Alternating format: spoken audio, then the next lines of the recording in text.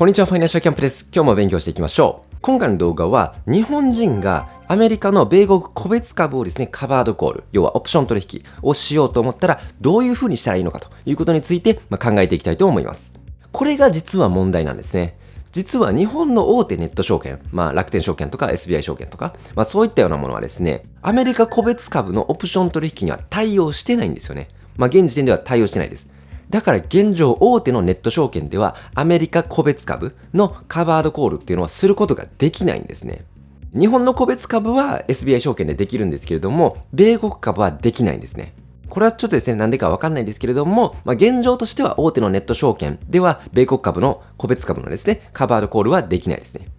それで何とかしてですね、日本人がアメリカの個別株のオプション取引を要はカバードコールをですね、やりたいというふうに思ったら、実はですね、何個かやり方があります。そのうちの一つが、大手の証券会社ではないんですけれども、日本の証券会社、例えば、ウィブル証券とか、IG 証券とか、サクソバンク証券とか、そういったところを使うことで、米国株のオプション取引、カバードコールをすることができたりします。あんまりですね、聞き慣れない証券会社とかだったりすると思うんですけれども、実際ですね、これらの証券会社はちゃんとした証券会社で、日本の証券会社なので、そこは別にですね、安心できるかなというふうに思います。このですね、日本の証券会社、例えばウィブル証券とかだったら、トレーディングビューというチャート分析ツールがあるんですけれども、それと実はですね、連携して、トレーディングビューから米国株とかですね、日本株の注文とか、株の注文ですけどね、普通の株の注文ができたりするんですよね。これって結構すごいですよね。普通株ポチポチして株別の画面で買わないといけないですからね。トレーディングビューでチャート分析して、それで結局買うのは別の画面で買ったりしますからね。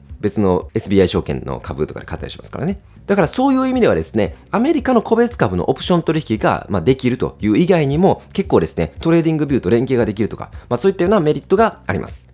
それとですね、話を戻して他の方法、僕ら日本人が米国株の個別株のカバードコールをする他の方法としては、2つ目、アメリカの証券口座を持っているという場合ですね。僕の場合はですね、実はアメリカの証券口座でファーストレード証券というのを持ってるんですけれども、それを使うとですね、アメリカの証券会社なので、アメリカの株式市場でそのまま売買ができるんですね。当たり前ですね。だからアメリカの米国株のカバードコールが普通にできるというような感じになります。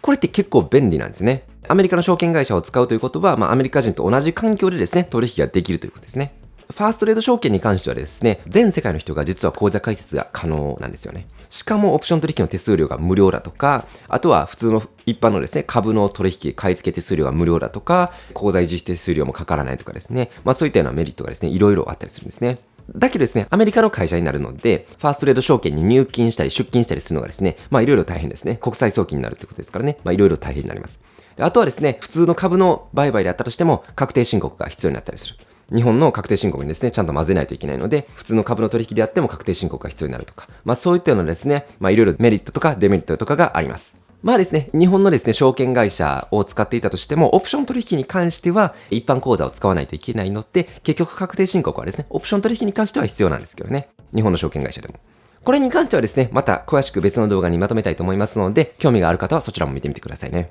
はい、ポイントですが、日本人がアメリカ株のカバードコールをやりたい場合は、基本的には2つの選択肢があります。1つ目は、ウィブル証券とか、サクソバンク証券とか、IG 証券とかの大手じゃないけど、日本の証券会社で取引をするという方法。2つ目は、アメリカの証券会社を直接使うという方法ですね。どっちもですね、メリット、デメリットがありますので、自分の状況に合わせて選ぶのがいいんじゃないかなというふうに思います。ここら辺に関してはですね、また詳しく解説しますね。最後にですね、補足として、日本の実は株オプというやつも実はあるんですけれども、それについてですね、最後に触れておきたいと思います。日本にはですね、もともと株オプという、日本の個別株を対象にした取引所取引というやつがあるんですけれども、これはですね、結構流動性が低かったりとかします。あとはですね、取扱い銘柄数が少なかったりとか、あとはですね、大手のネット証券、SBI 証券とか楽天証券とかがですね、取り扱ってくれなかったりして、結構ですね、下火になってます。正直ですね、個人的にはもうこれは使わなくてもいいんじゃないかなというふうに思います。これをですね、使うぐらいだったら SBI 証券のですね、SBI 株オプションをですね、使った方が安定してるんじゃないかなというふうに思います。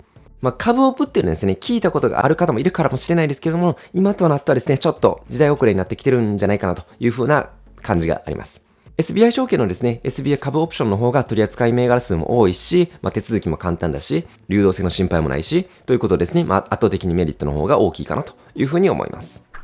はい、どうでしょうか。はい、今回の動画まとめてみると、日本人が米国株、米国個別株でカバードコールをする場合は、ちょっと工夫が必要で、ビーブル証券とかサクソバンク証券とか、大手じゃない証券会社で取引をするか、ファーストレード証券とか、みたいにアメリカの証券会社で全世界の人に口座開設を対応しているような会社を直接使うかというような選択肢があるということでしたね。確かにですね、アメリカと比べると日本の環境はまだまだ発展途上という感じはあるんですけれども、やろうと思えばですね、日本人はカバードコール、日本株もアメリカ株もちゃんとカバードコールできるのかなということが分かったかなというふうに思います。これって結構ですね、日本も頑張ってくれてるんじゃないかなというふうに思います。ぜひですね、この動画を見てカバードコールについて理解が深まったなというふうに思ったら、いいねボタン、グッドボタンで評価していただけると励みになります。こういうですね、一見複雑そうに見える金融の仕組みをですね、しっかり理解してマスターしていきたいという方は、ぜひですね、他のプレミアム動画も見てみてくださいね。あとはですね、概要欄にですね、関連するおすすめの本とか、おすすめの動画とか、リンク貼っておりますので、ぜひチェックしてみてください。